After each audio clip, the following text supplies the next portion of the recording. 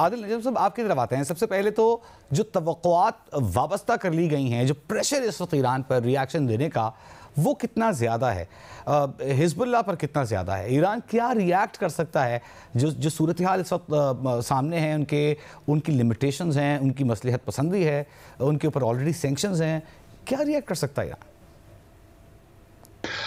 मेरे ख्याल में जी प्रेशर ज़रूर है और वो शायद रिएक्ट करना चाहेगा भी, लेकिन उसके पास जो रिएक्ट करने के मौके हैं या अपॉर्चुनिटी, नॉट ओनली अपॉर्चुनिटी लेकिन जो उसके पास कैपेबिलिटी है, रिसोर्सेज हैं, वो भी तो बहुत लिमिटेड है ना। कि ईरान जो है वो एक कोई बहुत मतलब अब तो दिहाइयों से एक मुल्क जो अंडर सैंक्शन है, जिसके ऊपर रिसोर्सेज तंग हैं, जिसकी फॉरेन रिलेशंस में आपने उसको बाहर किया हुआ है, पब्लिक इमेज में उसको आपने, दुनिया ने खुसूसन वेस्ट ने उसको एक बहुत नेगेटिव चीज़ बनाई हुई है। ये एक अहम चीज़ है। आप अगर देखें जो कल का वाकया है, उसको वेस्ट में as an attack on terrorist present किया जा रहा है और दिखाया जा रहा है, रादर देन कि जो गजा में और फ़लस्तीन में हो रहा है पिछले कई माह और बल्कि पिछले 70 सालों से, उसके तनाजुर में उसको हम देखें। लेकिन मेरी गुजारिश वजह यह है कि जो हम बातें कर रहे हैं, और हमसे मेरी मुराद मैं खुद हूँ, हम सब जो बातें कर रहे हैं, I think they are all irrelevant now.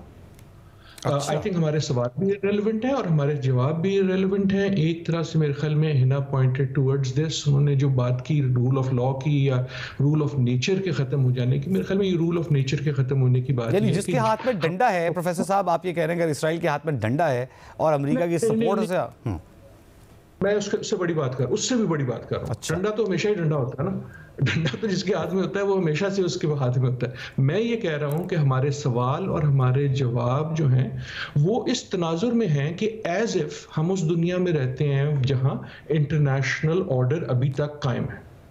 International order perfect कभी भी नहीं था, ठीक है, राइट। लेकिन ये एक छोटी सी हिस्ट्री का है ना, ये सेकंड वर्ल्ड वॉर के बाद एक ऑर्डर बना, जिसका ऑर्डर का बेसिक रूल ये था कि यार डंडा अभी भी इंपॉर्टेंट है, ताकत अभी भी इंपॉर्टेंट है, लेकिन बेसिकली मुमालिक जो है ना वो मिल के फैसले करेंगे। तो यूनाइटेड नेशंस थोड़ी सी इंपॉर्टेंट हो जाएगी, थोड़ी सी हमारी बात सुन लेना, हम पीछे हट जाएंगे। तो वो इट वाज नेवर परफेक्ट, लेकिन द अजम्पशन वाज ये, और ये सिर्फ 1940 के बाद की बात है, ये बड़ा छोटा सा मुख्तसर सा time.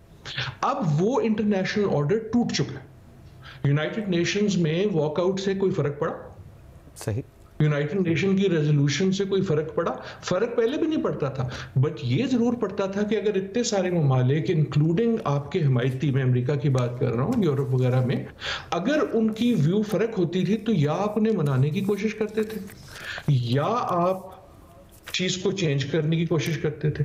So what I am saying is कि जो रूल्स ऑफ इंटरनेशनल ऑर्डर है वो बेसिकली ब्रेकआउट हो चुके हैं। लेकिन सिर्फ अमेरिका की बात नहीं है, आप अरब मुल्क देख लें। आप कह रहे थे ईरान के पास क्या ऑप्शन है, लबनान के पास क्या ऑप्शन है, पाकिस्तान के पास क्या ऑप्शन है, राइट। आप एक तकरीर कर लो। मैं क्रिटिसाइज नहीं कर रहा, मैं ये कह रहा हूं कि जब ये रूल्स खत्म हो जाते हैं, it is a tragedy, it is a tragedy and we are back कई सालों से। मैं अब कह रहा हूँ वी आर मूविंग बैक। अब मैं कहूंगा कि we are back to 1914, 1913, 1919, which is very alarming.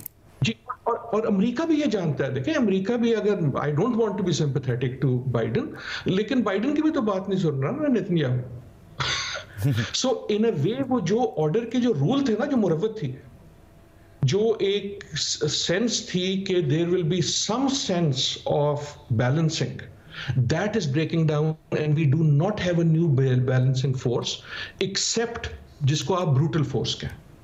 हमने कल क्या देखा? हमने ब्रूटल फोर्स देखी। हमने परसों क्या देखा? ब्रूटल फोर्स देखी। उससे चौथ क्या देखा? ब्रूटल फोर्स देखी।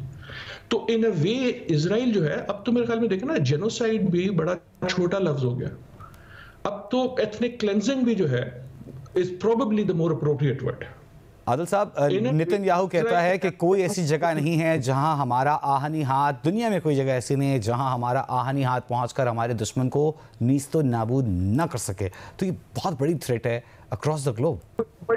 ये बड़ी थ्रेट है, लेकिन इससे बड़ी मैं एज अ ह्यूमन बीइंग जो मैं सोचता हूँ, बाकी दुनिया का रिएक्शन ये है कि यार हम प्लीज कह देंगे इजराइल को, लेकिन हम कुछ करने को भी तैयार नहीं है। और मैं again I want to be sympathetic, कुछ हम करने को तैयार नहीं है, कुछ हमें समझ ही नहीं आ रहा है कि हम क्या करें।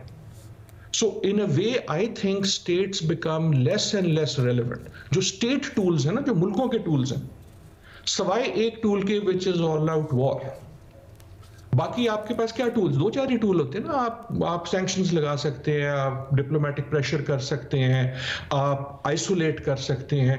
We countries of the world unwilling है। मैं सिर्फ अमेरिका की बात नहीं कर रहा, बाकी मुल्क देख लें ना, आप उनके हमसाए देख लें, अरब हमसाए देख लें।